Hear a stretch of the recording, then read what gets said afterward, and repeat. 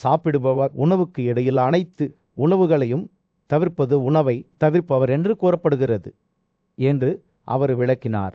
திருமணமான மனைவியுடன் தனியாக அமர செய்பவர் அவரது குறிப்பிட்ட நேரத்தில் பிரம்மச்சாரியரில் சபதத்தை கடைப்பிடிப்பார். விஸ்வர் உண்மையான பக்திக்கான பாதையை வெளிப்படுத்திய போது யுதிஷ்டிர கவனமாக கேட்டார். பரிசுகளை வழங்குவதன் மூலம் ஒருவர் பேச்சில் உண்மையுள்ளவராக மாறுகிறார். அறுவடையின் மூலம் பெறப்பட்ட இறைச்சியை தவிர்ப்பதன் மூலம் ஒருவர் இறைச்சியிலிருந்து விலகியவராக மாறுகிறார்.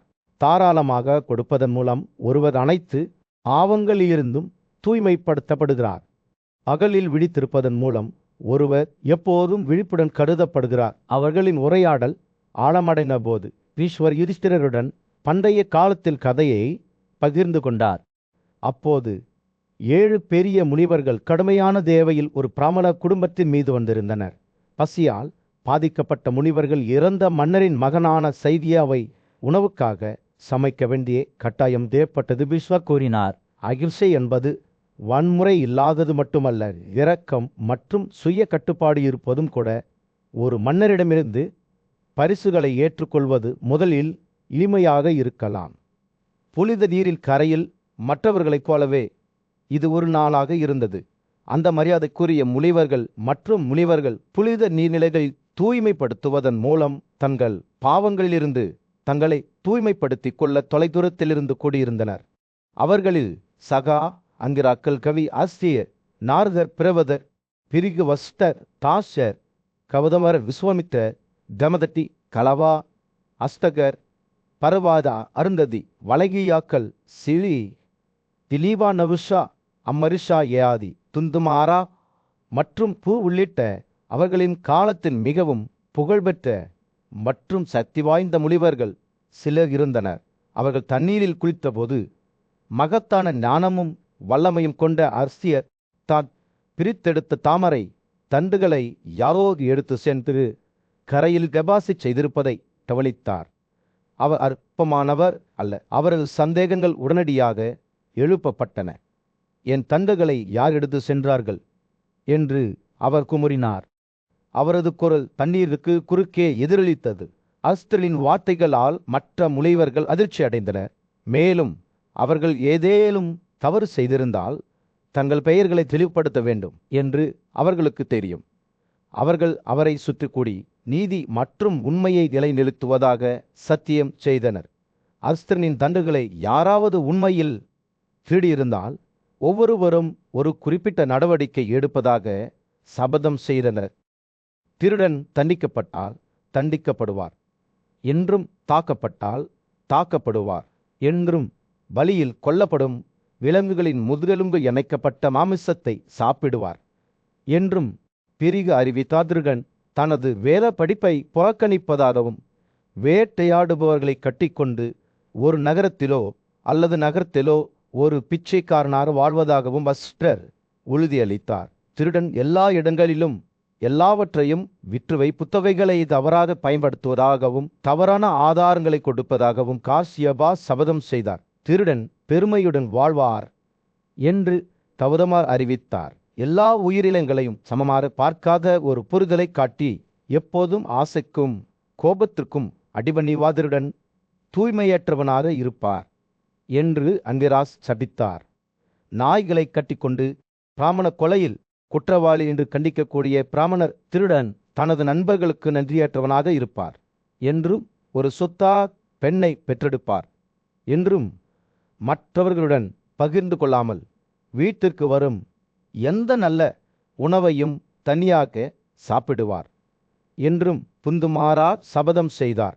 ஒரு கிராமத்தில் வசிக்கும் ஒரு பிராமணருக்கு ஒதுக்கப்பட்ட துயரம் மற்றும் அவதூறில் இழைந்த பகுதிகளுக்கு திருடன் இறங்குவார் என்று திலீபா அறிவித்தார். அவர் ஒரு கிணற்றை மட்டுமே வைத்திருந்தார். மேலும் ஒரு சுத்தா பெண்ணுடன் உடலுறவு கொண்டார். திருடன் ஒரு மருத்துவரின் தொழிலை ஏற்றுக்கொள்வார் என்றும், தனது மனைவியின் வருமானத்தால் ஆதரிக்கப்படுவார் என்றும், தனது மாமியாரிடமிருந்து வாழ்வாதாரத்தை பெறுவார் என்றும் சபதம் செய்தார். உறுதிமொழிகள் தொடர்ந்தன. ஒவ்வொரு ரிஷியும் அறியப்படாத திருடன் தங்கள் சொந்த சாபத்தை சேர்த்தனர். திருடன் விலங்குகளின் மாமிசத்தை சாப்பிட மாட்டேன் என்று சுத்தா சபதம் செய்தார். புனிதமான பழக்க வழக்கங்கள் மற்றும் மரபுகள் பற்றிய ஒரு புனிதமான விவாதத்தின் மத்தியில் ஞானமுள்ள மன்னரான யுதிஷ்டிரன் மரியாதைக்குரிய மூத்தவரான பீஷ்மரிடம் ஒரு சுவாரஸ்யமான கேள்வியை எழுப்பினார். பாரதத்தின் அரிய தலைவரே, அவர் கேட்டார், அடுத்தடுத்த விழாக்களில் குடைகளையும் செருப்புகளையும் கொடுக்கும் வழக்கம் யாரால் அறிமுகப்படுத்தப்பட்டது? அது ஏன் அறிமுகப்படுத்தப்பட்டது? எந்த நோக்கத்திற்காக அந்த பரிசுகள் தயாரிக்கப்படுகின்றன? பீஷ்மர் தனது கண்களில் ஒரு மின்னலுடன் யுதிஷ்டிரரை ஒரு கடந்த காலத்திற்கு கொண்டு செல்லும் ஒரு கதையை நெசவு செய்ய தொடங்கினார். இளவரசனே, மத சடங்குகளில் குடைகளையும் காலணிகளையும் கொடுக்கும் வழக்கம் குறித்து நான் ஓதப்போகும் விவரங்களை கவனமாக கேளுங்கள் என்று அவர் கூறினார்.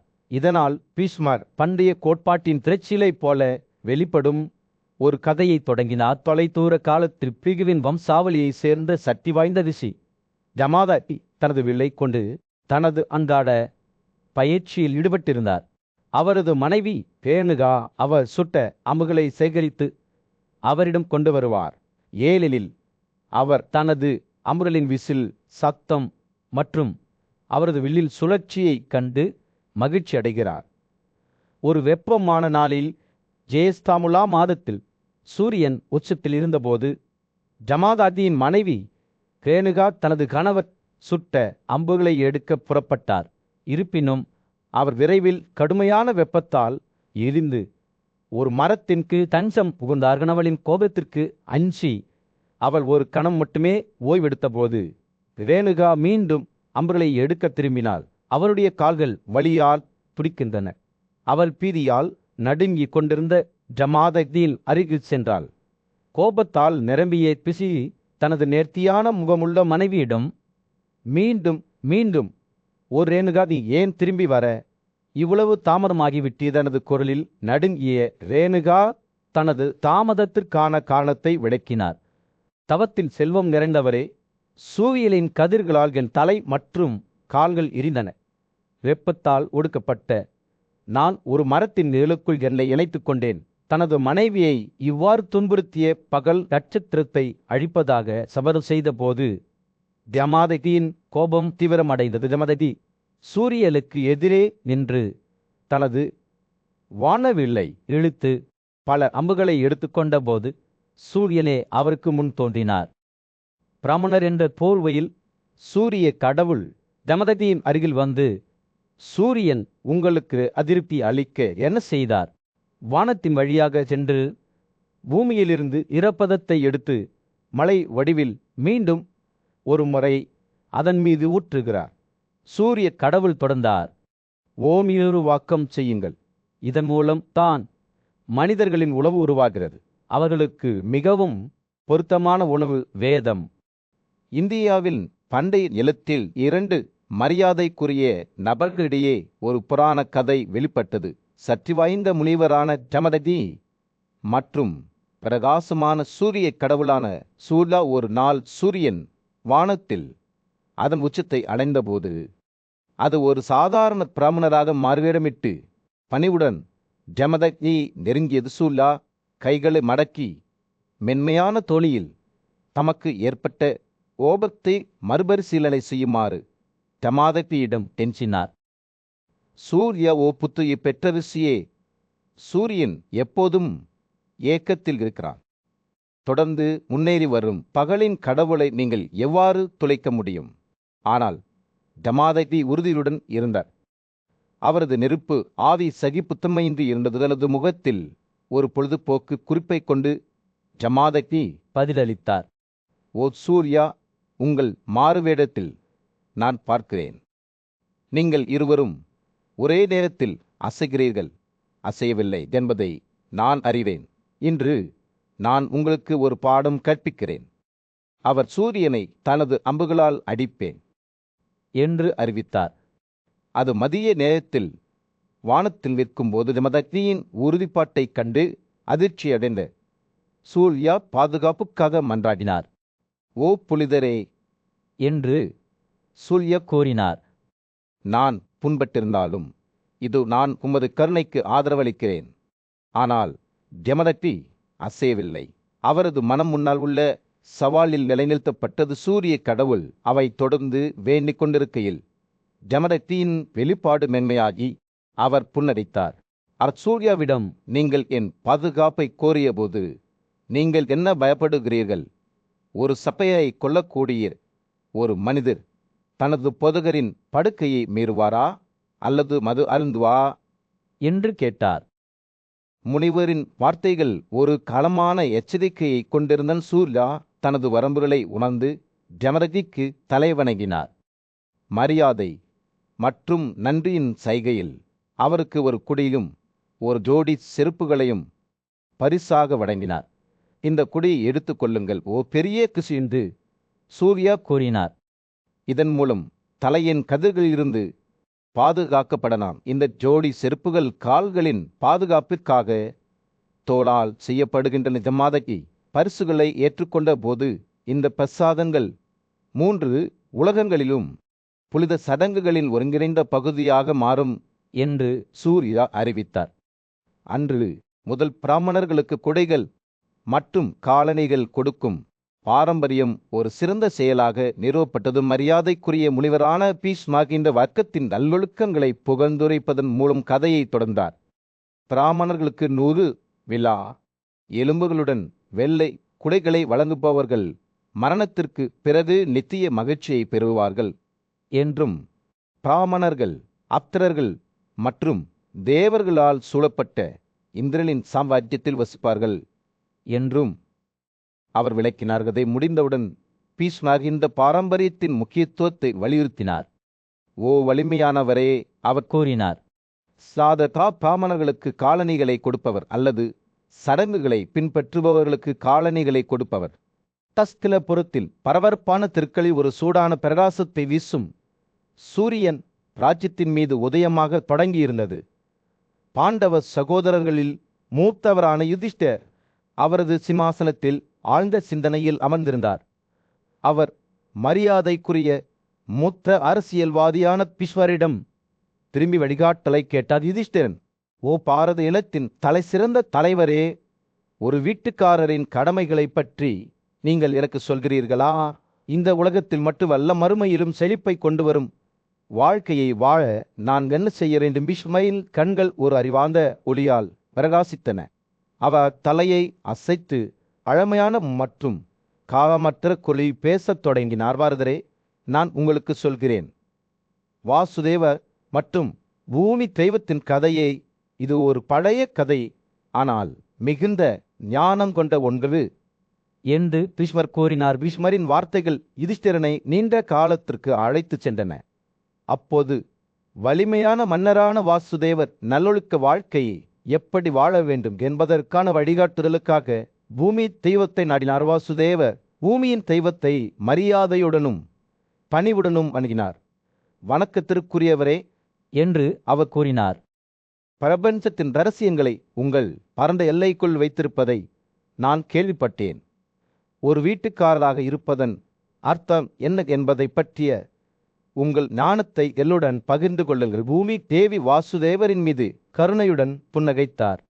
அவரது குரல் மெல்லிய இலைகளில் சுழற்சியைப் போல இருந்தது. ஒரு வீட்டுக்காரர் முனிவர்கள், தெய்வங்கள், பித்ரிகள் மற்றும் மனிதர்களை வணங்க வேண்டும் என்று அவர் கூறினார். அவர் பக்தியுடனும் தூய்மையுடனும் பலிகளை செய்ய வேண்டும். தெய்வங்கள் பிரசாதங்களால் மகிழ்ச்சி அடைகின்றனர். அதே நேரத்தில் ஆண்கள் விருந்தோம்பலால் திருப்தி அடைகிறார்கள். வாசுதேவர் தெய்வத்தின் வார்த்தைகளை உன்னிப்பாக கேட்டார்.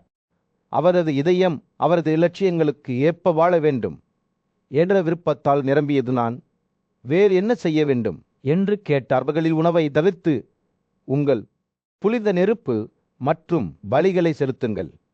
பிதிரிகளின் திருப்திக்காக உணவு, தண்ணீர் அல்லது பழங்கள், வேர்கள் மற்றும் தண்ணீரை செலுத்துங்கள். தெளிவான வெண்ணெயில் வேக வைத்த அரிசியுடன் வைசுவதேவ பிரசாதத்தை செய்யுங்கள். பிரஜாபதியிடம் தனித்தனியாகவும் காணிக்கைகளை செலுத்துங்கள் என்று அவர் பதிலளித்தால். தெய்வத்தின் போதனைகளை கேட்கும்போது வாசுதேவரின் மனம் ஆச்சரியத்தால் நிரம்பியது. விருந்தினர்களை பற்றி என்ன என்று கேட்டார். நான் அவர்களை எப்படி நடத்த வேண்டும்? உங்கள் வீட்டின் நுழைவாயிலில் ஆண்களுக்கு உணவை வழங்குங்கள் என்று அவள் சொன்னாள், இது வரி பிரசாதம் என்று அழைக்கப்படுகிறது. உங்கள் வீட்டின் உட்புறத்திலுள்ள மருதர்களுக்கும் தெய்வங்களுக்கும் திறந்த வெயிலுள்ள விசே தேவர்களுக்கும் இரவில் ராட்சசர்களுக்கும் ஆவிகளுக்கும் தனித்தனியாக பிரசாதம் செய்யுங்கள். வாசுதேவர் தெய்வத்தில் வார்த்தைகளை கேட்டபோது அவர் தனது இதயத்தை உணர்ந்தார்.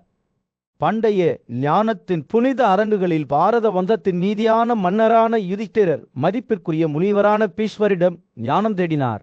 யுதிஷ்டிரர் ஒளியின் பரிசு பற்றி சொல்லுங்கள் என்று கேட்டார். அது எப்படி உருவானது, அதன் நன்மைகள் என பீஷ்மரின் கண்கள் பண்டைய அறிவால் பிரகாசித்தன.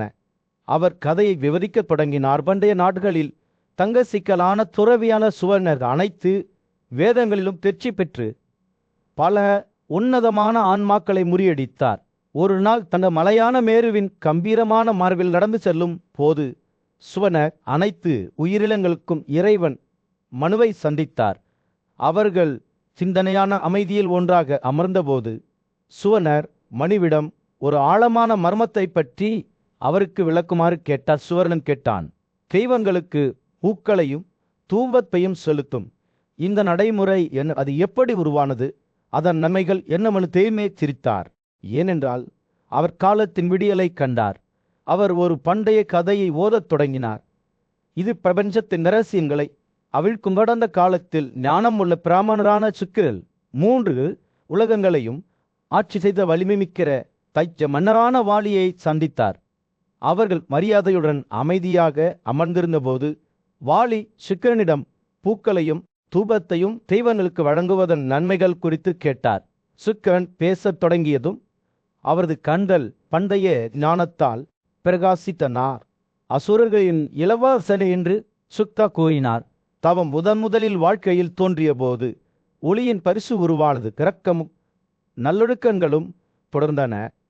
அவற்றுடன் புனித மூலிகைகளும் பூக்களும் வந்தன. அவை மனதை மகிழ்வித்து சிரிப்பை அளிக்கின்றன. சுத்தாவின் வார்த்தைகள் பண்டைய அறிவின் திரைச்சிலை ஒன்றென பிரபஞ்சத்தின் ரகசியங்களை வெளிப்படுத்துகின்றன. மலர்கள் மரங்களிலிருந்து பிறக்கின்றன. சில காட்டு, சில வீட்டு, சில மலை வசிப்பிடங்கள் என்று அவர் விளக்கினார். அவற்றின் நறுமணம் விரும்பத்தக்கதாகவோ அல்லது விரும்பத்தகாததாகவோ இருக்கலாம். இனிப்பு நறுமணம் உள்ளவற்றை தெய்வங்களுக்கு வழங்க வேண்டும். தாமரை அதன் மென்மையான வெள்ளை இதழ்களுடன் காந்தவர்கள் மற்றும் நாகா மக்களிடையே மிகவும் பிடித்தது. சுக்கா தொடர்ந்தார். கல்லறைகள் மற்றும் தகன மேடைகளில் வளரும் மலர்கள் திருமண சடங்குகள் அல்லது ஜாலியான செயல்களுக்கு தகுதியற்றவை. ஆனால் மலைகள் மற்றும் பள்ளத்தாக்குகளில் பிறந்தவர்கள் இணக்கமான வாசனை மற்றும் அம்சத்துடன் தெய்வங்களுக்கு வழங்கப்பட வேண்டும். அவர் தூபம் தயாரிக்கும் ரகசியங்களை வெளிப்படுத்தினார். சில வெளிப்பாடுகள் நல்லவை, மற்றவை நல்லவை அல்ல என்று விளக்கினார். சுக்கிரர் வேதியியல் அறிவில் இனிமையான வாசனையால் காற்று நம்பி வழிந்தது.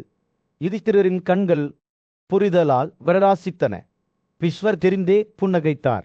ஏனெனில் அவர் பண்டைய ஞானத்தை தனக்கு முன் வெளிப்படுத்தியதை கண்டார். சுவர்ணர், மலுசுக்கிர மற்றும் வாடி ஆகியோரின் கதை அவருக்கு ஒரு சான்றாக மாறியது. பாரதத்தின் புனித அரங்குகளில் அறிவுக்கான தாகம் கொண்ட மன்னரான யுதிஷ்டிரர் தனது மதிப்பிற்குரிய பேரன் பீஷ்மரை அணுகினார். மிகுந்த மரியாதையுடன் அவர் தெய்வங்களுக்கு பூக்கள், தூபம் மற்றும் விளக்குகளை வழங்குவதன் நன்மைகள் குறித்து விசாரித்தார். பாரம்பரிய வாழ்க்கை முறையை பின்பற்றியவர்கள் செலுத்திய வாலியுடன் தொடர்புடைய சடங்குகள் குறித்தும் அவர் விளக்கம் கேட்டார். அபரிமிதமான ஞானம் கொண்ட முனிவரான பீஷ்மர் காலத்தின் வரலாற்றிலிருந்து ஒரு பண்டைய கதையை விவரிக்கத் தொடங்கினார். இது தனது சொந்த நல்லொழுக்கங்கள் மற்றும் நல்ல செயல்களால் சொர்க்கத்திற்கு ஏறிய மன்னரான நகுஷாவின் கதையாகும். அவர் வான மண்டலத்தில் வாழ்ந்தபோது நகுய மனித மற்றும் தெய்வீகமான பல்வேறு செயல்களை செய்தார். அவர் தினமும் தூபம் மற்றும் விளக்குகளை வழங்குவார். மேலும் ஜபம், அமைதியான பாராயணம் மற்றும் தியானத்தின் புனிதர் சடங்குகளையும் கூட செய்வார். இருப்பினும் காலப்போக்கில் நகுஷாவின் பெருமை அதிகரித்தது. அவரது புதிய சக்தி மற்றும் அந்தஸ்தால் தூண்டப்பட்டது. அவர் பாரம்பரிய நடைமுறைகள் மற்றும் சடங்குகளை புறக்கணிக்கத் தொடங்கினார். இதனால் அவர் தனது ஆன்மீக ஆற்றல் இழக்க நேரிட்டது. ஒரு காலத்தில் தங்கள் ஞானம் மற்றும் வலிமைக்காக மதிக்கப்பட்ட முனிவர்கள் இப்போது நவுஷாவை தங்கள் தோள்களில் சுமக்க வேண்டிய கட்டாயம் ஏற்பட்டது. பெருமைமிக்க ஆதாவின் சுமையை சுமக்க தேர்ந்தெடுக்கப்பட்டவர்களில் ஆஸ்தியர் ஒரு பெரிய துறவியாக இருந்தார். ஒரு நாள் புனித நூல்களைப் பற்றிய தனது அறிவுக்கு புகழ்பெற்ற முனிவரான பெய்கு ஆஸ்தியரின் ஆசிரமத்திற்கு வந்தார். அவர் ஆஸ்தியர் சிந்தனையில் அமர்ந்திருப்பதைக் கண்டு மிகுந்த அக்கறையுடன் அவரிடம் உரையாற்றினார். பெரிய துறவி என்று அவர் கூறினார், தெய்வங்களின் தலைவரான நவுஷாவால் நம்மீது சுமத்தப்பட்ட இந்த அவமானத்தை நாம் எவ்வாறு தாங்க முடியும்? அவரது ஆணவம் நமது புனித மரபுகளில் ஒரு கரையாகும். ஆஸ்தியர் நவுஷாவில் செயல்களால் மன உளைச்சலுக்கு ஆளான போதிலும் ராஜாவை சபிக்க இயலாமையை வெளிப்படுத்தினார். பிராமணரே நவுயனுக்கு ஒரு வரத்தை வழங்கியதாக அவர் விளக்கினார். அது அவரை வெல்ல முடியாததாக மாற்றியது. சுயமாக பிறந்த தெய்வம் நவுயனுக்கு தேனையும் குடித்திருந்தார். இது அவரது சக்தியை மேலும் உறுதிப்படுத்தியது. ஆஸ்தியரின் வார்த்தைகளால் தடையின்றி இருந்த பிரிகு நவுஷாவின் சக்தியை எதிர்த்து போராடுவதற்கும் உண்மையான இந்திரனை தனது சரியான இடத்திற்கு மீட்டெடுப்பதற்கும் தனது திட்டத்தை வெளிப்படுத்தினார். அவரது கண்களில் கடுமையான உறுதியுடன் அவர் நகுஷாவை தெய்வங்களின் தலைவர் பதவியிலிருந்து தூக்கி எறிவதாக அறிவித்தார். ஏராளமான குதிரை தியாகங்களை செய்த உண்மையான இந்திரனை மீண்டும் நிலைநிறுத்தவும் நகுஷாவின் அநீதியான செயல்களுக்காக சபிக்கவும் முனிவர் சபதம் செய்தார். பிறகு பேசுகையில் ஆஸ்தியனின் முகம் நம்பிக்கை மற்றும் உறுதிப்பாட்டின் உணர்வால் பிரகாசித்தது. முனிவரின் வார்த்தைகளால் அவர் மிகவும் ஈர்க்கப்பட்டார். மேலும் அவரது தோள்களில் இருந்து ஒரு எடை உயர்வதை உணர்ந்தார். இதயத்தில் நன்றியுடன் அவர் பிரிவின் திட்டத்தை ஏற்றுக்கொண்டார். மேலும் நவுஷாவை வீழ்த்துவதற்கான அவரது முயற்சியில் அவருக்கு ஆதரவளிப்பதாக உறுதியளித்தார். எனவே ஒரு புதிய நோக்க உணர்வுடன் ஆஸ்தியர் மற்றும் பிரிகு மன்னர் யுதிஷ்டிரனின் ஆசவையில் துயரமும் மீட்பும் பற்றிய ஒரு கதை வெளிப்பட்டது. ஒரு காலத்தில் கடவுள்களின் தலைவனாக இருந்த, ஆனால் இப்போது பூமிக்கு வீசப்பட்ட நவுயனின் கதையால் ராஜாவின் ஆர்வம் தூண்டப்பட்டது. மரியாதைக்குரிய முனிவரான பீஷ்மர் நவுயனின் வீழ்ச்சிக்கு வழிவகுத்த நிகழ்வுகளை விவரிக்க தொடங்கினார். மன்னராக இருந்த ஆரம்ப நாட்களில் நவுய அனைத்து புனித சடங்குகளையும் பக்தியுடனும் செய்ததாக கூறப்படுகிறது. அவர் தெய்வங்களுக்கு ஒளியையும் தூபத்தையும் செலுத்துவார். சிறப்பு நாட்களில் பிரசாதங்களை வழங்குவார். பிராமணர்களை மதிப்பார். அவரது ஞானமான ஆட்சியின் கீழ் அவரது ராஜ்யம் செழித்தது. இருப்பினும் நேரம் செல்ல செல்ல நவுஷாவின் அதிர்ஷ்டம் குறைய தொடங்கியது. அவர் திமிர்பிடித்து தனக்கு முதலில் செழிப்பை கொண்டு வந்த புனித கடமைகளை புறக்கணித்தார். கடவுள்களின் ஆற்றல் குறைய தொடங்கியது. மேலும் அவர்களின் தியாக சடல்கள் கும்புத்தனமான ராட்சசர்களால் தடுக்கப்பட்டன. ஒரு கணத்தில் பூப்ஸ் நவுஷா பெரிய ரிஷி ஆஸ்தியனை தனது ரதத்துடன் இணைத்து சாஸ்வதியின் கரையிலிருந்து வாகனத்தை தாங்கும்படி கட்டளையிட்டார். மற்றொரு ஞானியான முனிவரான பிரிகு நவுஷாவின் செயல்களை அறிந்திருந்தார். மேலும் அவர் ஆஸ்தியரை ரகசியமாக வழிநடத்தி கொண்டிருந்தார். ஆஸ்தியன் தனது கட்டப்பட்ட பூட்டுகளுக்குள் நுழையும் வரை கண்களை மூடுமாறு பிரிகு அறிவுறுத்தினார். அங்கு அவர் காணப்படாத இடத்தில் வசிப்பார். ஆஸ்தியன் நவுஷாவை நெருங்கிய போது மன்னர் தாமதமின்றி களத்தில் தன்னை இணைத்துக் கொள்ளுமாறு கட்டளையிட்டார். ஆஸ்தியனின் பூட்டுகளுக்குள் ஒளிந்து கொண்டிருந்த பிரிகு நவுஷாவின் செயல்களால் மகிழ்ச்சியடைந்தார். ஆனால் தன்னை வெளிப்படுத்த வேண்டாம் என்று முடிவு செய்தார். பிராமணரால் வழங்கப்பட்ட ஒரு வரத்தின் மூலம் நவுஷா அபரிமிதமான சக்தியை பெற்றிருப்பதை அவர் அறிந்திருந்தார். மேலும் அவரை தூண்ட விரும்பவில்லை. இருப்பினும் நவுஷா தனது காலால் ஆஸ்தியனின் தலையில் அடித்தபோது பிரிகுவால் இனி அமைதியாக இருக்க முடியவில்லை. கோபமடைந்த பிரிகு நவுஷாவை சபித்து, இந்த மாபெரும் பிரிசியை நீங்கள் தாக்கியதால் நீங்கள் பூமியில் விழுந்து பாம்பாக மாறுவீர்கள் என்று கூறினார். அப்படித்தான் நடந்தது. நவுஷா உடனடியாக தனது சிம்மாசனத்தில் இருந்து விழுந்து பாம்பின் வடிவத்தை எடுத்தார்.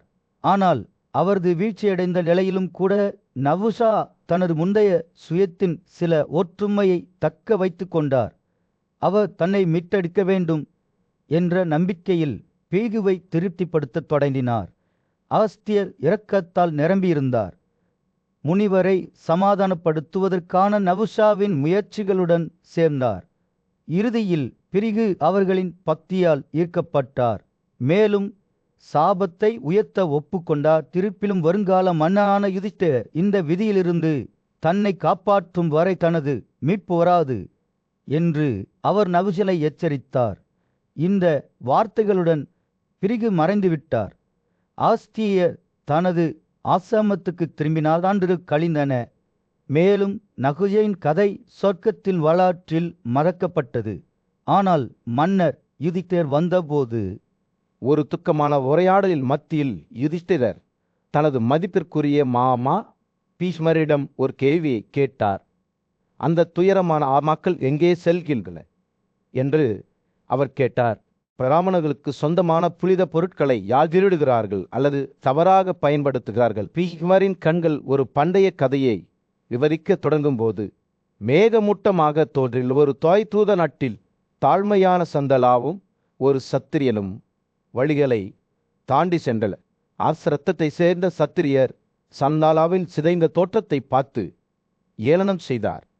அவரது உடல் தெருக்களில் இருந்து தூசியால் பூசப்பட்டது. இருப்பினும் அவரது சொந்த பிரபுக்கள் இருந்த போதிலும் சந்தாலா தனது தோளில் வீழ்ந்த சிறிய துளி பாலை வெறித்தனமாக கழுவ முயற்சிக்கிறார் என்பதை அவரால் கவனிக்க முடியவில்லை.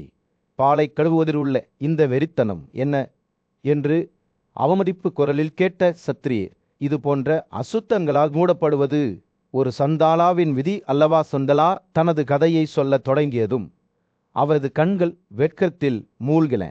அவர் ஒரு காலத்தில் பிராமணர்களின் புனிதமான திருடப்பட்ட இடத்தில் வசித்து வந்தார்.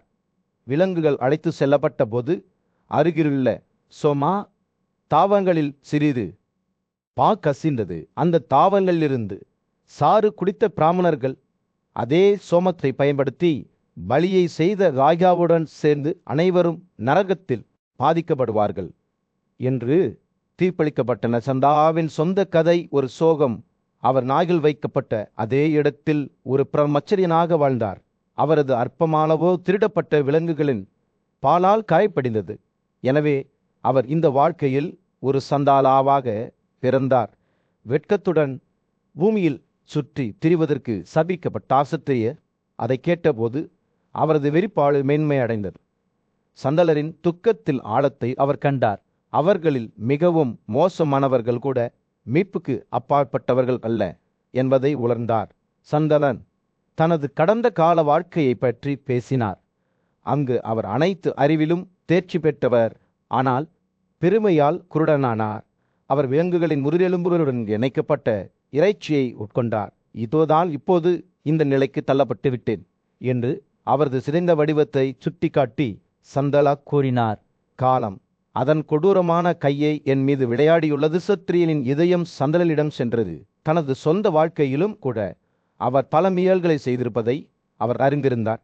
இருப்பினும் வேதங்களை படிப்பதன் மூலமும் சுய ஒழுக்கத்தை பின்பற்றுவதன் மூலமும் அந்த தவறுகளில் சிலவற்றுக்கு அவர் பரிகாரம் செய்ய முடிந்தது. இரக்கத்தால் தூண்டப்பட்டு சத்திரிய சந்தலாவிடம் ஞான வார்த்தைகளை வழங்கினார். இதை அறிந்து கொள்ளுங்கள் ஓ சந்தலா என்று அவர் கூறினார். ஒரு பிராமணருக்காக உங்கள் உயிர் சுவாசங்களை தியாகம் செய்வதன் மூலம் மட்டுமே நீங்கள் விடுதலையை அடைய முடியும். ஒரு அமைதியான காட்டின் நடுவே பாண்டவ சகோதரர்களில் மூத்தவரான யுதிஷ்டிரர் தனது மதிப்பிற்குரிய தாத்தா பீஷ்மரிடம் ஒரு ஆழமான கேள்வியை முன்வைத்தார். பேர்னே என்று அவர் கேட்டார். அனைத்து பக்தியுள்ள மனிதர்களும் மரணத்திற்கு பிறகு ஒரே பிராந்தியத்தை அடைக்கிறார்கள் என்று கூறப்படுகிறது. அவர்களுக்கிடையே நிலை அல்லது அந்தஸ்தில் வேறுபாடு இல்லை என்பது உண்மையா? மதிப்பிற்குரிய பீஷ்மர் தெரிந்தே புன்னகைத்து ஒரு பண்டைய கதையை விவரிக்கத் தொடங்கினார். ஒரு தொலைதூர நாட்டில் கௌதமர் என்ற புத்திசாலி துறவி தன்னடக்கம் மற்றும் இரக்கத்துடன் வாழ்ந்தார். ஒரு நாள் தனது தினசரி சுற்றுகளில் அவர் ஒரு அனாதை குழந்தை யானையை சந்தித்தார். அதன் தாயை எங்கும் காணவில்லை. இளம் வீணத்தின் துயரத்தால் நகர்த்தப்பட்ட கௌதமர் அதை தனது இறக்கையின் கீழ் அழைத்துச் சென்றார். பராமரித்து அதை தனது சொந்த குழந்தை போல கவனித்தார். ஆண்டுகள் செல்ல செல்ல யானை ஒரு கம்பீரமான மிருகமாக வளர்ந்தது. கௌதமருடன் அதன் பிழைப்பை உடைக்க முடியவில்லை. ஒரு துரதிருஷ்டாசமான நாள் இந்திரன் மன்னர் திருதராஷ்டிரரின் மாறுவேடத்தில் கௌதமர் முன் தோன்றி வலிமையான யானையை சரணடையுமாறு கோரினார். ஆனால் கௌதமர் தனது அன்பான தோழருடன் பிரிந்து செல்ல மறுத்துவிட்டார். அவர்களின் ஆழ்ந்த நட்பையும் யானை தனக்கு சேவை செய்த எண்ணற்ற வழிகளையும் மேற்கோள் காட்டினார். குருவியின் வார்த்தைகள் மென்மையான ஆனால் சகிப்புத்தன்மையற்ற தீர்மானத்துடன் இருந்தன. 7 வார்த்தைகளை மட்டுமே பரிமாறிக்கொண்டால் நீதிமான்களுக்கு இடையே நட்பு உருவாகிறது என்று கூறப்படுகிறது. கௌதமரின் உறுதிப்பாட்டைக் கண்டு அதிர்ச்சியடைந்த திருதராஷ்டிரர் அவருக்கு யானைக்கு ஈடாக ஏராளமான செல்வத்தையும் பொருள் உடைமைகளையும் வழங்கினார். ஆனால் கௌதமர் இந்த கவர்ச்சிகளை நிராகரித்தார். தன்னை போன்ற பிராமணர்களுக்கு உலக செல்வங்களுக்கு எந்த பயனும் இல்லை என்று வலியுறுத்தினார். செல்வத்துடன் எங்களுக்கு என்ன செய்ய வேண்டும் என்று அவர் உறுதியான ஆனால் அமைதியான குரலில் கேட்டார். கௌதமருக்கும் திருதராஷ்டிரருக்கும் இடையிலான விவாதம் தொடர்ந்தது. ஒவ்வொருவரும் தங்கள் இருப்பின் பல்வேறு பகுதிகளை பற்றிய விளக்கங்களில் ஒருவரை ஒருவர் மிஞ்ச முயற்சித்தனர். ஞானமுள்ள துறவி யமபகுதியை பற்றி பேசினார். அங்கு நீதிக்கு வெகுமதி அளிக்கப்பட்டது மற்றும் பாவிகள் பாதிக்கப்பட்டனர். மேருவின் உச்சியில் மகிழ்ச்சியான காடுகளை அவர் விவரித்தார். அங்கு கிணறுகள் இனிமையான பாடல்களை பாடினர் மற்றும் ஜாம்பசு மரங்கள் துடிப்பான பூக்களால் மலர்ந்த இருப்பினும் திருதராஷ்டிரர் தன்னை திசை திருப்ப மறுத்தார். அவர் அத்தகைய பகுதிகளுக்கு இறங்க மாட்டேன் என்று வலியுறுத்தினார். நான் ஒரு உயர்ந்த சாம்ராஜ்யத்துக்கு சென்றேன் என்று அவர் அறிவித்தார். ஒவ்வொரு கணமும் அவரது ஒரு அதிக நம்பிக்கையுடன் வளர்ந்தது. ஆனால் கௌதமர் தடையின்றி இருந்தார்.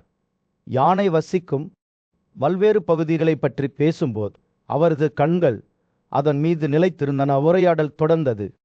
ஒவ்வொரு பங்கேற்பாளரும் மரணத்திற்கு பிந்தைய வாழ்க்கையின் தெளிவான படங்களை வரைந்தனர். உயிரினங்கள் மகிழ்ச்சியுடனும் நல்லிணக்கத்துடனும் வாழ்ந்த பகுதிகளை அவர்கள் விவரித்தனர். அங்கு செய்யும் நடனமும் காற்றை நிரப்பியது.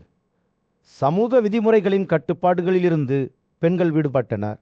உயிரிழந்தல் ஆசை மற்றும் பற்றுதலிலிருந்து விடுபட்ட பகுதிகள் ஆதாயமும் இழப்பும் சமமாக கருதப்பட்ட பகுதிகள் இருப்பின் துளி இரக்கம் மற்றும் கருணையுடன் பின்னப்பட்ட பகுதிகள் பற்றி அவர்கள் பேசினர். விவாதம் உச்சக்கட்டத்தை எட்டியதும் கௌதமர் ஒரு பிரமாண்டமான கூட்டத்தின் மத்தியில் பாண்டவர்களில் மூத்தவரான யுதிஷ்டிரர் தனது மதிப்பிற்குரிய பேரன் பீஷ்மரிடம் ஒரு கேள்வியை கேட்டார். அது அவருக்குள் சில காலமாக ஏய்ந்து கொண்டிருந்தது. பாட்டி என்று அவர் கூறினார். பல்வேறு வகையான பரிசுகள் பற்றிய அறிவையும் அமைதியாகவும் இரக்கமாகவும் வாழும் வாழ்க்கையின் முக்கியத்துவத்தையும் நீங்கள் எங்களுடன் பகிர்ந்து கொண்டீர்கள். ஆனால் சொல்லுங்கள், தவத்தின் மிக உயர்ந்த வடிவம் எல்லதனது பரந்த அறிவு களஞ்சியத்திலிருந்து ஒரு பண்டைய கதையை அவர் விவரிக்கத் தொடங்கியதும் பீஷ்மரின் கண்கள் பிரகாசித்தன. பரதனின் கதையை நான் உங்களுடன் பகிர்ந்து கொள்கிறேன் என்று அவர் கூறினார். கடவுள்கள் மற்றும் முனிவர்கள் கூட அடைய முடியாத மகிழ்ச்சியான பகுதியை அடைந்தவர். மிகவும் கடுமையான தவங்களுக்கு தனது அசைக்க முடியாத அர்ப்பணிப்பின் மூலம் பாகீரதன் இந்த சாதனையை நிகழ்த்தியதாக நான் கேள்விப்பட்டேன். பீஷ்மர் தனது எண்ணங்களை சேகரித்து தொடர்ந்தார். யூதிஷ்டிரே, பாகீரதன் எப்படி இவ்வளவு உயரத்தை அடைந்தான் என்பதை நான் உங்களுக்கு சொல்கிறேன். அவர் பிராமணரிடம், நான் பிராமணர்களுக்கு எண்ணற்ற தியாகங்களையும் பரிசுகளையும் செய்துள்ளேன். 100,000கணக்கான தங்க நாணயங்களையும் 1000கணக்கான ஆண் மற்றும் பெண் அடிமைகளையும் குதிரைகள், யானைகள் மற்றும் விலைமதிப்பற்ற கற்கள் வடிவில் ஏராளமான செல்வத்தையும் கொடுத்துள்ளேன் என்று கூறினார். பீஷ்மர் பேசுகையில் அவரது குரல் மேலும் உயிர் பெற்றது. பாகீரதனின் பக்தியின் ஆழத்தை வெளிப்படுத்தியது. அவர் பிராமணரிடம், நான் 10 பிரேதங்களை கொடுத்துள்ளேன். ஒவ்வொன்றும் பால் கொடுக்கும் மற்றும் தந்த ஆபரணங்களால் அலங்கரிக்கப்பட்ட 100,000கணக்கான குதிரைகள். நான் 11 முறை ஏகாசாரத்திர பலியையும் 100 முறை ஜோதிஷ்ட பலியையும் பல முறை பஞ்சராத்த பலியையும் செய்துள்ளேன். ஆனால் இந்த செயல்களால் நான் இந்த பிராந்தியத்தை அடையவில்லை. அவர் தொடர்ந்து பேசுகையில் பீஷ்மரின் கண்கள் யுதிஷ்டிரனின் ஆன்மாவை தொட்டது போல் தோன்றியது. பாகீரதனின் மிகப்பெரிய தவத்தை பற்றி நான் உங்களுக்கு சொல்கிறேன் என்று அவர் கூறினார். 100 ஆண்டுகள் அவர் புனித ஜான்வி ஆற்றின் கரையில் வாழ்ந்தார்.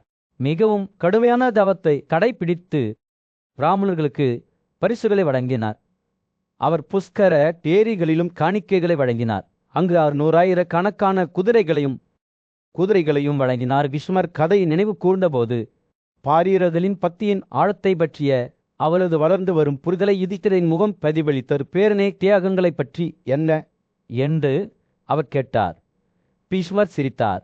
அவரது கண்கள் பண்டைய ஞானத்தால் மின்னின. பாகீரதன் எண்ணற்ற தியாகங்களை செய்தார், ஓ யுதிஷ்டிரனே. ஆனால் இந்த செயல்களால் தான் அவர் இந்த பிராந்தியத்தை அடையவில்லை. விஸ்வர் பாகீரதலின் தாகத்தின் கதையை தொடர்ந்து கிரகிப்பதால் யுதிஷ்டிரரின் மனம் நடுங்கியது. அவர் பேசினார். பஸ்திலபுரத்தின் பரபரப்பான தெருக்களில் ஒரு சூடான ஆரஞ்சுல ஒளியை வீசும் சூரியன் ராஜ்யத்தின் மீது அஸ்தமித்துக் கொண்டிருந்தது. பாண்டவ சகோதரர்களில் மூத்தவான யுதிஷ்டிரர் தனது மதிப்பிற்குரிய தாத்தா பீஷ்மரின் காலடியில் உட்கார்ந்து வாழ்க்கை மற்றும் நீண்ட ஆயுளின் மர்மங்கள் குறித்து வழிகாட்டுதல்களை நாடினார். பாட்டி, யுதிஷ்டிரன் கேட்டான். இளமையாக இருக்கும்போது கூட மனிதர்கள் ஏன் இறக்கிறார்கள்? மனிதனின் ஆயுளை நீண்டதாகவோ அல்லது குறுகியதாகவோ மாற்றுவது எது? பீஷ்மரின் புத்திசாலித்தனமான முகத்தின் மீது கண்களை கொண்டு அவர் நிறுத்தினார். தாம் பிரம்மச்சாரியா அல்லது புனித மந்திரங்களில் அமைதியான பாராயணம் ஆகியவற்றால் தான் ஒருவர் நீண்ட ஆயுளையும் செல்வத்தையும் பெறுகிறாரா? பீஷ்மர் புல்லகைத்தார்.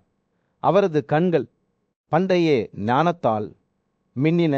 என் அன்பான யுதிஷ்டிரனே, நான் உங்களுக்கு சொல்கிறேன் என்று அவர் தொடங்கினார். ஒரு மனிதனின் ஆயுட்காலம் வெளிப்புற சடங்குகள் அல்லது நடைமுறைகள் அல்ல, மாறாக அவரது நடத்தை மற்றும் நடத்தை தீர்மானிக்கிறது. நீதி மற்றும் ஒழுக்கத்துடன் வாழும் ஒருவர் நீண்ட காலம் வாழ்கிறார். அதே நேரத்தில் தீய அல்லது முறையற்ற நடத்தையில் ஈடுபடும் ஒருவர் குறுகிய ஆயுளை அனுபவிப்பார். விஸ்மர் பேசுகையில் அவர் தனது கைகளால் காற்றிலிருந்து உருவங்களை உருவாக்குவது போல் சைகை காட்டினார். நல்ல மற்றும் நீதியான நடத்தை கொண்ட மனிதர் வலுவாகவும் உயரமாகவும் வளரும் ஒரு மரத்தை போன்றவர். அதன் வேர்கள் பூமியில் ஆழமாக உள்ளன. அவர் தன்னை பார்க்கும் அனைவரில் ஞானத்தையும் போற்றுதலையும் ஈர்க்கிறார். மேலும் அவரது புகழ் தொலைதூரத்தில் பரவுகிறது. யுதிஷ்டிரர் மிகுந்த கவனத்துடன் கேட்டுக்கொண்டிருந்தார். அவரது மனம் ஒவ்வொரு வார்த்தையையும் உள்வாங்கிக் கொண்டிருந்தது. ஆனால் பொல்லாதவர்கள் அல்லது தீயவர்கள் பற்றி என்ன என்று அவர் கேட்டார். பீஷ்மரின் வெளிப்பாடு கடுமையானதாக மாறியது. மேலும் அவர் ஒரு புனிதமான தொனியில் பேசினார். பாவம் மற்றும் தீமை நிறைந்த வாழ்க்கையை வாழ்பவர்கள் விளைவுகளை அனுபவிப்பார்கள். அவர்களில் குறுகிய வாழ்க்கை இருளிலும் விரக்தியிலும் முடிவடையும். உரையாடல் முடிவுக்கு வந்தபோது பீஷ்மர் நல்ல நடத்தையை எவ்வாறு வளர்ப்பது மற்றும் நீண்ட ஆயுளை அடைவது என்பது குறித்து யுதிஷ்டிரருக்கு நடைமுறை ஆலோசனையை வழங்கினார். பரம முகூர்த்தத்தில் சீக்கிரம் எழுந்திருங்கள் என்று அவர் கூறினார். உங்கள் முகத்தையும் வாயையும் கழுவி உங்கள் காலை பிரார்த்தனைகளை செய்யும்போது மரியாதையுடன் உங்கள் கைகளை இணைக்கவும். உங்கள் வார்த்தைகள் மற்றும் செயல்களில் கவனமாக இருங்கள். மேலும் அனைத்து வகையான ஏமாற்றங்களையும் தீங்குகளையும் தவிர்க்கவும். ஏவு வானத்தின் நட்சத்திரங்கள் மின்னத் தொடங்கிய போது பீஷ்மரின் வார்த்தைகள் ஒரு ஆசீர்வாதத்தைப் போல காற்றில் தொங்கிக் கொண்டிருந்தன. வாழ்க்கையில் மர்மங்களைக் கண்டு ஆச்சரியமும் பிரமிப்பும் அவரது இதயத்தில் நிறைந்திருப்பதை யுதிஷ்டிரர் உணர்ந்தார். மேலும் அவர் தனது தாத்தாவின் ஞானத்தை எப்போதும் தன்னுடன் எடுத்துச் செல்வார் என்பதை அறிந்திருந்தார். மறுநாள் காலையில் ஹஸ்தினாபுரத்தின் மீது சூரியன் உதயமாகிய போது யுதிஷ்டிரர் தூக்கத்திலிருந்து எழுந்து பீஷ்மரின் வார்த்தைகளை நடைமுறைப்படுத்துவதில் உறுதியாக இருந்தார். அவர் தனது முகத்தையும் வாயையும் கழுவி மரியாதையுடன் கைகளை இணைத்து தனது காலை பிரார்த்தனைகளை ஓதத் தொடங்கினார். புனிதமான வார்த்தைகளை பேசும்போது அவர் மீது அமைதியும் தெளிவும் இருப்பதை உணர்ந்தார். ஒரு பரபரப்பான ராஜ்யத்தின் மத்தியில் குந்தியின் மூத்த நரனான யுதிஷ்டிரர் சகோதரர்களுக்கிடையேயான நுட்பமான சமநிலை குறித்து வழிகாட்டுதல்களை நாடினார். ஒரு மூத்த சகோதரர் தனது இளைய உடன்பிறப்புகளை எவ்வாறு நடத்த வேண்டும் என்பதற்கான ஞானத்திற்காக அவர் பாரத குலத்தின் மதிப்பிற்குரிய தலைவரான பீஷ்மரிடம் திரும்பினார். பேசத் தொடங்கிய பீஷ்மரின் கண்கள் நுண்ணறிவார் பிரகாசித்தன. என் அன்பான யுதிஷ்டிரனே, ஒரு புத்திசாலி ஆசிரியர் தங்கள் மாணவர்களுக்கு காட்டும் கண்ணியத்துடனும் இரக்கத்துடனும் நீங்கள் எப்போதும் உங்கள் இளைய சகோதரர்களிடம் நடந்து கொள்ள வேண்டும். அவரது குரல் மென்மையான தொனியில் உயிர்த்தது. நாணம் இல்லாத ஒரு ஆசிரியரை ஒரு சீடர் மதிக்க முடியாது என்பது போல நீங்கள் ஒரு முன்மாதிரியான மூத்த சகோதரனாக இருக்க முயற்சிக்க வேண்டும். உங்கள் செயல்கள் உங்கள் உடன்பிறப்புகளுக்கு தரத்தை அமைக்கும். பீஷ்மர் பேசுகையில் யுதிஷ்டிர கவனமாக கேட்டார். அவரது மனம் ஒவ்வொரு வார்த்தையையும் உள்வாங்கியது. மூத்தவராக இருப்பது பெரும் பொறுப்புடன் வருகிறது என்பதை அவர் அறிந்திருந்தார். பீஷ்மர் தொடர்ந்தார். சில நேரங்களில் அவர்களின் தவறுகளை நீங்கள் அறிந்திருந்தாலும் கூட அவர்களின் தவறுகளுக்கு கண்மூடித்தனமாக தோன்றுவது அவசியம். இது உங்கள் இளைய சகோதரர்கள் தங்கள் சொந்த அனுபவங்களிலிருந்து கற்றுக்கொள்ளவும் நியாயப்படுத்தப்படுவதையோ விமர்சிக்கப்படுவதையோ உணராமல் வளரவும் உதவுகிறது. பீஷ்மரின் வார்த்தைகள் ஒரு கோடை நாளில் ஒரு மென்மையான காற்று போன்றது. எளிமையானது மற்றும் அமைதியானது. சகோதரர்களுக்கிடையேயான பிணைப்பு புனிதமானது மற்றும் கவனமாக வளர்க்கப்பட வேண்டும் என்பதை அவர் அறிந்திருந்தார். உங்கள் இளைய சகோதரர்கள் தவறு செய்த குற்றவாளி என்றால் அவர் கூறினார். நீங்கள் அவர்களை வெளிப்படையாக கண்டிக்காமல் புத்திசாலித்தனமாக சரி செய்ய வேண்டும். இது விளையாட்கள் தங்கள் வேறுபாடுகளை சாதகமாக பயன்படுத்திக் கொள்வதையும் உங்களிடையே பிளவுகளை ஏற்படுத்துவதையும் தடுக்கும். பீஷ்மரின் வார்த்தைகளின் இடையை புரிந்து கொள்ளதும் யுதிஷ்டிரரின் கண்கள் வீழ்ந்தன. அவரது செயல்கள் அவரது குடும்பத்தில் மட்டுமல்ல முழு ராஜ்யத்திலும் ஆழமான தாக்கத்தை ஏற்படுத்தியிருப்பதை அவர் உணர்ந்தார். மூத்த சகோதரனாக நான் ஒரு நல்ல முன்மாதிரியை அமைக்க தவறினால் நான் எங்கள் குடும்பத்தில் செழிப்பையும் நற்பெயரையும் அழிக்கும் அபாயத்தில் இருக்கேன் என்று அவர் கூறினார். பீஷ்மர் பெருமுச்சுடன் தலையசைத்தார். மெய்யாகவே என் மகனே, நீயே உங்கள் குடும்பத்தின் கௌரவத்திற்கும் நல்வாழ்வுக்கும் பாதுகாவலன். உங்கள் நடத்தை உங்கள் உடன்பிறப்புகளுக்கும் மற்றவர்களுடனான அவர்களின் உறவுகளுக்கும் இடையிலான பிணைப்பை வலுப்படுத்தும் அல்லது பலவீனப்படுத்தும். ஒரு பாவமுள்ள நபர் தங்கள் அன்புக்குரியவர்களுக்கு துன்பத்தையும் அவமானத்தையும் மட்டுமே கொண்டு வருகிறார் என்பதை நினைவில் கொள்ளுங்கள். அதே நேரத்தில் நீதியே மிக உயர்ந்த நன்மை. யுதிஷ்டிர அதை கேட்டபோது தனது இதயம் ஏக்கத்துடனும் புரிதலுடனும் விரிவடைவதை உணர்ந்தார். ஒரு மூத்த சகோதரராக இருப்பது என்பது அதிகாரம் பற்றியது மட்டுமல்ல, தன்னை பார்த்து கொண்டவர்களுக்கு பொறுப்பும் அக்கறையும் பற்றியது என்பதை அவர் அறிந்திருந்தார். பீஷ்மரின் வார்த்தைகள் அவர் மீது வைக்கப்பட்டுள்ள புனித நம்பிக்கையும் அதற்கு ஏற்ப வாழ்வதன் முக்கியத்துவத்தையும் நினைவூட்டுகின்றன. அடுத்தடுத்த நாட்களில் யுதிஷ்டிர பீஷ்மரின் ஞானத்தை ஒரு கலங்கரை விளக்கத்தைப் போல தன்னுடன் எடுத்து சென்று அவரது செயல்களையும் முடிவுகளையும் வழிநடத்தினார். அவர் ஒரு முன்மாதிரியான மூத்த சகோதரராக இருக்க முயன்றார். தனது இளைய உடன்பிறப்புகளுக்கு ஒரு உயர்தரத்தை அமைத்து பதிலுக்கு அவர்களின் மரியாதையையும் போற்றுதலையும் சம்பாதித்தார். குடும்ப இயக்கவியலின் சிக்கல்களை அவர் வழிநடத்தும் போது அவரது புத்திசாலித்தனமான வார்த்தைகளை நினைவு கூர்ந்தார். அமைதியான ஒரு காட்டின் நடுவே குந்தியின் மகனான யுதிஷ்டிரன் தனது மதிப்பிற்குரிய பேரன் பீஷ்மரின் அருகில் சிந்தனையில் அமர்ந்திருந்தான். இளவரசனின் கண்கள் ஆர்வத்தால் பிரகாசித்தன. ஆட்டி மேய்ச்சர்கள் உட்பட மனிதர்களின் அனைத்து கட்டளைகளும் விரதங்களை கடைபிடிப்பதை நான் கவனித்தேன்.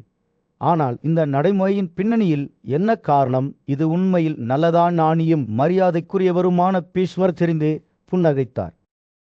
புகழ்பெற்ற ரிஷி அங்கசுக்கு இதே போன்ற கேள்விகளை அவர் கேட்டபோது தனது சொந்த கடந்த காலத்திலிருந்து ஒரு கதையை விவரிக்கத் தொடங்கினார். ஒருமுறை பீஷ்மர் தொடங்கினார். இந்த விஷயத்தில் நான் ரிஷி அங்கிராசிடம் ஆலோசனை கேட்டேன். அங்கிராஸ், நான் கேட்டேன், பிராமணர்களும் க்ஷத்திரியர்களும் 3 இரவுகள் தொடர்ச்சியாக விரதம் இருப்பது எப்படி? ஆயினும் வைசியர்களும் சுத்தாக்களும் தங்கள் விரதத்தை ஒரு இரவாக மட்டுப்படுத்துவது ஏன்? ரிஷி அங்கிராசின் கண்கள் பண்டைய ஞானத்தால் மின்னின. அவர் பதிலளித்தார். பிராமணர்களுக்கும் சத்திரியர்களுக்கும் உண்மையில் 3 இரவு விரதங்கள் கட்டளையிடப்பட்டுள்ளன. இருப்பினும் வைசியர்களுக்கும் சுற்றார்களுக்கும் விரலங்களின் காலம் ஒரு இரவு மட்டுமே. அவர்கள் முட்டாள்தனத்தால் நீண்ட விரதங்களை கடைபிடித்தால் அது எந்த முன்னேற்றத்திற்கும் வழிவகுக்காது. பீஷ்மர் தனது கதையை தொடர்ந்தார். கட்டுப்படுத்தப்பட்ட புலன்களுடனும் ஆன்மாவுடனும் நோன்பை கடைபிடிப்பவர் குறிப்பிட்ட சந்த நாட்களில் ஒரு உணவை தவிர்ப்பது பெரிய நல்லொழுக்கங்களை அடைகிறார் என்று அங்கிராஸ் மேலும் விளக்கினார். அத்தகைய நபர் மன்னிப்பு அழகு மற்றும் வேதங்களுடன் உரையாடலை பெறுகிறார். அவர்கள் இனி குழந்தை இல்லாதவர்களாகவும் ஏழைகளாகவும் மாட்டார்கள். பீஷ்மரின் வார்த்தைகள் ஒரு நதியைப் போல ஓடிக்கொண்டிருந்த போது நீண்ட காலத்துக்கு நோன்பை கடைபிடிப்பவர்களுக்கு காத்திருக்கும் பலன்களை பற்றி அவர் பேசினார். மார்கசீர்ஷ மாதத்தில் தினமும் ஒருவேளை உணவு சாப்பிடாமல் இருப்பவர் பல பிராமணர்களுக்கு மரியாதையுடனும் பக்தியுடனும் உணவளிக்கிறார். அவ்வாறு செய்வதன் மூலம் அவர்கள் தங்கள் பாவங்களிலிருந்து விடுபடுகிறார்கள். பீஷ்மர் தொடர்ந்து நோன்பின் ரகசியங்களை வெளிப்படுத்தியதால் இளவரசனின் கண்கள் விரிந்தன. 2 மாதங்கள் விரதம் இருப்பவர்களுக்கு வசகா இஷ்டா ஆசாதா சிரவணாபாதரா அசுவின் மற்றும் கார்த்திகா குறிப்பிட்ட வெகுமதிகள் காத்திருக்கின்றன. அவர்கள் பெரும் செல்வம் ஒரு பெரிய சந்ததி ஆகியவற்றால் நேசிக்கப்படுகிறார்கள். மேலும் தங்கள் உறவினர்களிடையே சிறந்த பதவிகளை அடைகிறார்கள். விரதத்தின் இறுதி ரகசியங்களை வெளிப்படுத்தியதன் மூலம் பீஷ்மரின் குரல் மேலும் தீவிரமடைந்தது. ஒவ்வொரு மாதமும் 3 ஏவுகள் 2 மற்றும் 10 ஆண்டுகள் நோன்பு நோற்பவர் தனது உறவினர்களிடையே மேலாதிக்கத்தை அடைகிறார். முற்பகலில் ஒரு முறையும் மாலையில் ஒரு முறையும் சாப்பிட்டு இடையில் குடிப்பதை தவிர்த்து தினமும் தனது புனித நெருப்பில் வணக்கங்களை ஊற்றினால் 6 ஆண்டுகளில் வெற்றி பெறுகிறார். பீஷ்மரின் கதை முடிவுக்கு வந்தபோது யுதிஷ்டிர மிகுந்த கவனத்துடன் கேட்டார். அவரது இதயம் பாண்டவர்களின் அரசவையின் புனித அரங்குகளில் மூத்த சகோதரரான யுதிஷ்டிர அவர்களின் மதிப்பிற்குரிய பேரன் பீஷ்மர் முன் நின்றார். ஆழ்ந்த மரியாதையுடனும் விசாரணையுடனும் அவர் கேட்டார். உயர்ந்த மனதுள்ள பேரனே, நீங்கள் தியாகங்களின் நல்லொழுக்கங்களை பற்றி சொற்பொழிவுடன் பேசியுள்ளீர்கள். இந்த வாழ்க்கையிலும் அடுத்த வாழ்க்கையிலும் அவற்றின் தகுதிகளை வெளிப்படுத்துகிறீர்கள். இருப்பினும் இது போன்ற மகத்தான சடங்குகள் தம் சக்திக்கு அப்பாற்பட்டவை என்பதை நான் ஒப்புக்கொள்ள வேண்டும். ஏனெனில் அவற்றுக்கு ஏராளமான வகைகளும் பல்வேறு பிரசாதங்களும் தேவைப்படுகின்றன. பீஷ்மரின் கண்கள் புரிதலால் பிரகாசித்தன. அவர் ஒரு வித்தியாசமான பாதையை வெளிப்படுத்த தொடங்கிய போது அது ஏழை அல்லது ஆதரவற்றவர்களுக்கு அணுகக்கூடியதாக இருந்தது. கேளுங்கள் யுதிஷ்டிரனே என்று அவர் கூறினார். பெரிய ரிஷி அந்திரர்களால் முதலில் பிரகடனப்படுத்தப்பட்ட கட்டளைகள் உள்ளன. அவை கவனிக்கப்படும்போது தியாகங்களுக்கு சமமான தகுதியை கொடுக்கின்றன. இந்த செயல்கள் இயற்கையில் எளிமையானவை என்றாலும் ஒருவரின் வாழ்க்கையை மாற்றுவதற்கான ஆழமான சக்தியை அவற்றில் வைத்திருக்கின்றன. காலையில் ஒரு வேளை சாப்பாடும் இரவில் மற்றொரு வேளை சாப்பாடும் மட்டுமே எடுத்துக்கொண்ட ஒரு மனிதரை பற்றி பீஷ்மர் தொடர்ந்து 6 ஆண்டுகள் பேசினார். இந்த துறவி பயிற்சி ஒரு குறிப்பிடத்தக்க மாற்றத்தை கொண்டு வந்தது. அவர் சூரியனைப் போல பிரகாசிக்கும் ஒரு தங்க ரதத்தை பெற்றார். மேலும் இசையின் தாளத்திற்கு நடனமாடிய தெய்வீக பெண்களுடன் பைலாபதி மண்டலத்தில் வசித்தார். பெரியவர் தொடர்ந்தார். 3 நாட்கள் விரதம் இருக்கும் ஒரு மனிதர் ஒவ்வொரு 4வது நாளும் ஒரே ஒரு உணவை மட்டுமே சாப்பிட்டு இளமும் தனது புனித நெருப்பில் வணக்கங்களை ஊற்றி வஜாபியா பலியில் உயர்ந்த தகுதியை அடைகிறார். அவரது தேர் அன்னங்கள் மயில்கள் மற்றும் தேன்களால் தீர்க்கப்படுகிறது. மேலும் அவர் எண்ணற்ற ஆண்டுகளாக அழகான அக்கரங்களால் சூழப்பட்ட இந்திரனின் பகுதியில் வசிக்கிறார். பீஷ்மர் பேசுகையில் கூட்டம் அவரது வார்த்தைகளால் மாற்றப்பட்டது. யுதிஷ்டிரனின் கண்கள் ஆச்சரியத்துடன் பிரகாசித்தன. ஐயா, நீண்ட காலம் நோன்பு இருப்பவர்களை பற்றி என்ன? அவர்கள் என்ன பலன்களை அறுவடை செய்கிறார்கள்? பீஷ்மர் புன்னகைத்து 5 நாட்கள் நோன்பு இருக்கும் ஒரு மனிதர் 6வது நாளில் மட்டுமே சாப்பிட்டு தினமும் வணக்கங்களை ஊற்றி கோமேதா பலியின் பகுதியை பெறுகிறார். அவரது தேர் தங்கத்தால் அலங்கரிக்கப்பட்டுள்ளது. ஸ்வார் மற்றும் மயில்களால் வரையப்பட்டுள்ளது. மேலும் அவர் அப்சரர்களின் மடியில் தூங்குகிறார். அவர்களின் வெள்ளிசை பாடல்களால் சூழப்பட்டார். ஒரு நாள் முதல் 9 நாட்கள் வரையிலான ஒவ்வொரு வேதத்தின் நன்மைகளையும் பீஷ்மர் வெளிப்படுத்தியதால் கூட்டம் பிரமிக்க வைத்தது. ஒவ்வொன்றும் கடைசி நாட்களை விட அதிக பலன்களை தருகிறது. 7 நாட்கள் விரதம் இருக்கும் ஒரு மனிதர் என்று பீஷ்மர் கூறினார். பௌண்டரிக பலியின் உயர்ந்த தகுதியை பெறுகிறார். அவரது தேர் நிறத்தில் தாமரை போன்றது. அவருடன் இளமை மற்றும் அழகு கொண்ட பெண்கள் உள்ளனர். இந்த கட்டளைகளின் பரசியங்களை பேரரசர் தொடர்ந்து வெளிப்படுத்தியதால் யுதிஷ்டிரின் இதயம் நிரம்பியது. ஒரு ஆழமான உரையாடலின் மத்தியில் பாண்டவ சகோதரர்களில் மூத்தவரான யுதிஷ்டிரர் தனது மரியாதைக்குரிய பேரன் பீஷ்மரிடம் திரும்பினார். அவரது மனதில் ஒரு கேள்வி இருந்தது. பாட்டி, என்று அவர் கூறினார். அனைத்து தீர்த்தங்களிலும் மிக பெரியதை பற்றி சொல்லுங்கள். மிக உயர்ந்த தூய்மையை கொண்டு வருவது எதினானியும் அறிவும் கொண்ட பீஷ்மர் அவர் விளக்கத் தொடங்கியதும் கருணையுடன் புன்னகைத்தார். அனைத்து தீர்த்தங்களுக்கும் தகுதி உண்டு, ஓ யுதிஷ்டிரனே, என்று அவர் கூறினார். ஆனால் ஒன்று குறிப்பாக ஞானம் பெற்ற மனிதர்களை சுத்திகரிப்பவர் என்று தனித்து நிற்கிறது. இது மால்சா என்று அழைக்கப்படுகிறது. இது ஆழமற்ற மற்றும் துருப்பிடிக்காத ஏரி. அதன் நீர் சத்தியத்தின் உருவகம் மற்றும் அதன் ஆழங்கள் புரிதலால் நிரம்பியுள்ளன. பீஷ்மர் பேசுகையில் அவரது வார்த்தைகள் யுதிஷ்டிரின் மனதில் தெளிவான படங்களை வரைந்தன. இந்த தீர்த்தத்தில் குளிப்பது என்பது தூய்மையின் பலன்களை பெறுவதாகும். பக்திலேர்மை, உண்மை, மென்மை, இரக்கம், சுய கட்டுப்பாடு மற்றும் அமைதி ஆகியவற்றிலிருந்து சுதந்திரம். ஆனால் மாம்சத்தில் குளிக்கிறவர்கள் மட்டுமல்ல தீர்த்தங்கள் என்று கருதப்படுகிறார்கள். பிழைப்புகள், பெருமை மற்றும் உலக ஆசைகளை மீறிய எந்த ஒரு மனிதனும் எளிமையும் தூய்மையும் கொண்ட வாழ்க்கையை வாழ்பவரும் தீர்த்தமாக கருதப்படுகிறார். பீஷ்மர் சிறிது நேரம் நின்றார். அவர் என்ன சொல்ல முயற்சிக்கிறார் என்பதன் சாராம்சத்தை வெளிப்படுத்த சரியான வார்த்தைகளை தேடுவது போல் அவரது கண்கள் தூரத்தை நோக்கில்ல. மிக உயர்ந்த தீர்த்தம் என்று அவர் அறிவித்தார். எல்லாவற்றையும் அறிந்தவர் உடைமை என்ற எண்ணத்திலிருந்து தன்னை விடுவித்து கொண்டார். அவரது பார்வை தூய்மையின் பண்புகளை நோக்கி இயக்கப்படுகிறது. பற்றுதல்கள், பெருமை மற்றும் உலக ஆசைகளிலிருந்து சுதந்திரம், எளிமை மற்றும் சுய கட்டுப்பாடு கொண்ட வாழ்க்கையை, இரக்கம் மற்றும் அமைதி நிறைந்த இதயம். யுதிஷ்டிர பீஷ்மரின் வார்த்தைகளை உன்னிப்பாக கேட்டபோது உண்மையான தூய்மை என்பது வெளிப்புற சுத்திகரிப்பு மட்டுமல்ல, ஒருவரில் ஆன்மாவின் உள் மாற்றம் பற்றியது என்பதை அவர் புரிந்து கொள்ளத் தொடங்கினார். சுய மறுப்பால் தன்னை கழுவிக்கொண்டவர் பீஷ்மர் விளக்கினார். உள் மற்றும் வெளிப்புறமாக உண்மையிலேயே தூய்மையானவர் என்று கருதப்படுகிறார். எனவே புனித நீரில் குளிப்பது மட்டும் போதாது என்பதை யுதிஷ்டிரர் உணர்ந்தார். ஒருவர் எளிமை, இரக்கம் மற்றும் சுய கட்டுப்பாடு கொண்ட வாழ்க்கையை வளர்த்து கொள்ள வேண்டும். பீஷ்மர் தனது விளக்கத்தை தொடர்ந்தார்.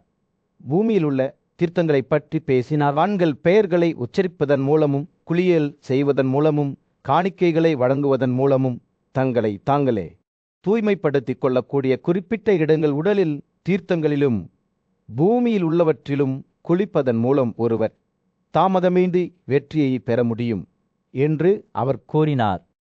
யுதிஷ்டிர அதை கேட்டபோது எல்லாவற்றையும் ஒன்றோடொன்று தொடர்புபடுத்துவதை புரிந்து கொள்ளத் தொடங்கினார். உடலில் தீர்த்தங்கள் பங்களித்த தூய்மையை எவ்வாறு இணைக்க முடியும்? ராஜ்யத்தின் மீது சூரியன் அஸ்தமிக்கையில் யுதிஷ்டிரரின் முன் கூடியிருந்த கூட்டத்தின் மீது ஒரு சூடான ஆரஞ்சு நிற பிரகாசத்தை செலுத்தியது. தனது மதிப்புக்குரிய பேரன் பீஷ்மரிடம் நோன்பின் மிக உயர்ந்த மற்றும் மிகவும் பயனுள்ள பழங்களைப் பற்றி கேட்டபோது இனம் ராஜாவின் கண்கள் ஆர்வத்துடன் பிரகாசித்தன. பேசத் தொடங்கியதும் பீஷ்மரின் கண்கள் ஞானத்தால் பிரகாசித்தன. கேளுங்கள் ராஜாவே என்று அவர் தனது குரலை குறைத்து அமைதியாக கூறினார். சுயமாக பிறந்தவர் பாடிய பாடலுக்கு மிக உயர்ந்த மகிழ்ச்சியை அடைய ஒரு வழி உள்ளது.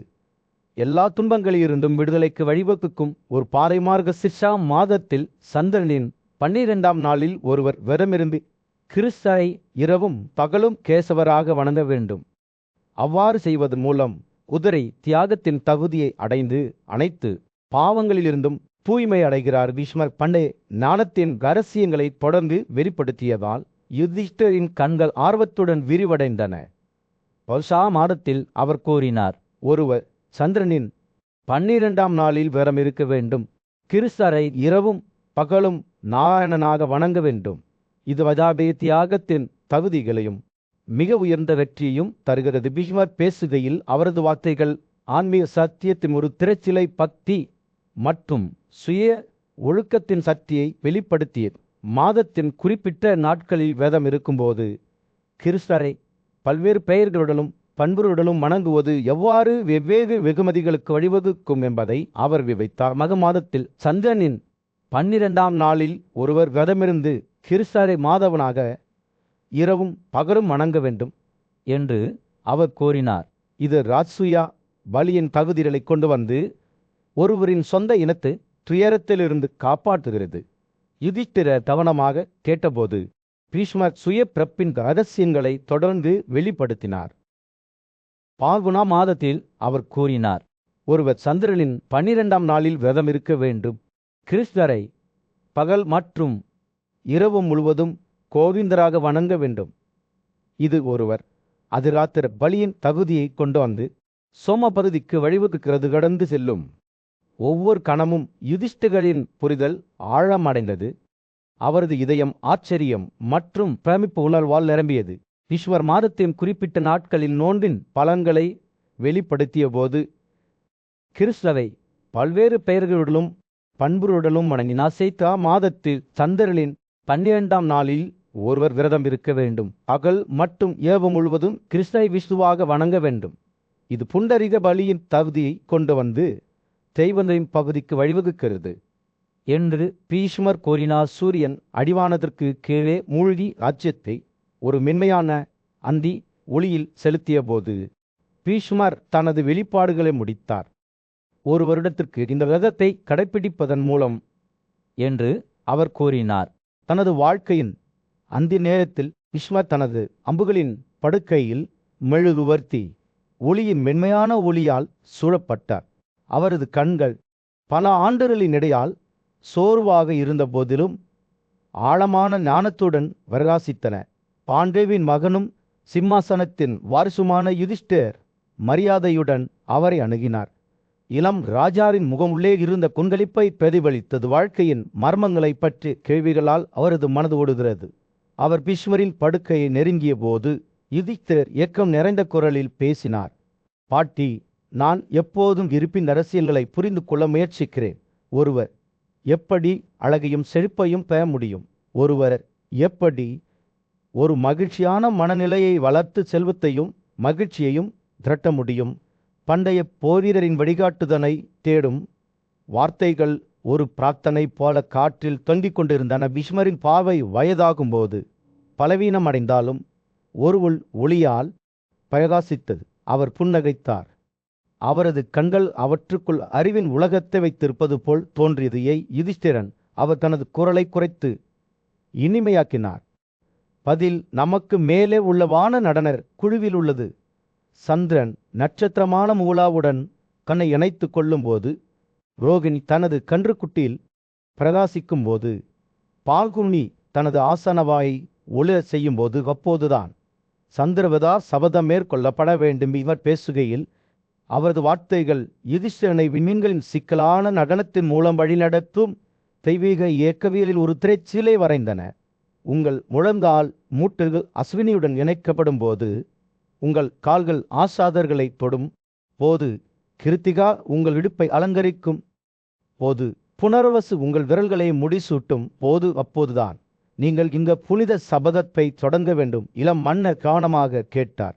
அவரது மனம் ஒரு சோலையில் உலர்ந்த பயணியைப் போல ஞானத்தை குடித்தது. பீஷ்மரின் குரல் விண்மீன்களின் சப்தத்துடன் எழுந்து கீழே விழுந்தது.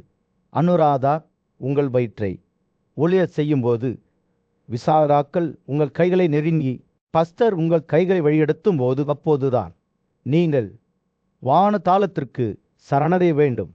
அவர் பேசும்போது யுதிஷ்டிரர் தனது இதயம் விரிவடைவதை உணர்ந்தார்.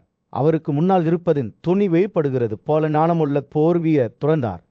இந்த சபதத்தை முடித்தவுடன் வேதங்களில் நன்கு தேர்ச்சி பெற்ற பிராமணர்களுக்கு நெய் பரிசுகளை வழங்குங்கள். அப்போதுதான் உங்களுக்கு அறிவு வழங்கப்படும். மேலும் உங்கள் இதயம் அனைத்து ஆசீர்வதிக்கப்பட்ட பண்புகளாலும் நிரம்பி வழியும். பீஷ்மரின் வார்த்தைகள் ஒரு வாக்குறுதியைப் போல காற்றில் தொங்குகின்றன. பிரபஞ்சத்தின் சாராம்சம் இந்த தருணத்தில் வடிகட்டப்பட்டதைப் போல அதை தொடர்ந்து வந்த அமைதியில் யுதிஷ்டிரர் தனக்குள்ளே அசைக்க முடியாத அமைதியில் நிலவியதை உணர்ந்தார். தனக்கு ஒரு விலைமதிப்பட்ட பரிசு வழங்கப்பட்டிருப்பதை அவர் அறிந்திருந்தார். இருப்பின் மறைக்கப்பட்ட இணக்கங்களை பற்றிய ஒரு பார்வை பீஷ்மரின் அமைதியான முகத்தை பார்த்தபோது ஒரு சோகமான கூட்டத்தின் மத்தியில் மன்னர் யுதிஷ்டிரர் தனது ஞானியான தாத்தா பீஷ்மரிடம் சென்று வாழ்க்கை மற்றும் மரணத்தின் மரணங்களைப் பற்றி வழிகாட்டினார். மரண உயிரிழங்களை பிணைத்திருக்கும் மர்மர்ச்சியின் நித்திய சுழற்சியை புரிந்து கொள்ள ராஜாவின் கண்கள் ஆழ்ந்த ஏக்கத்தால் நிரம்பியிருந்தன.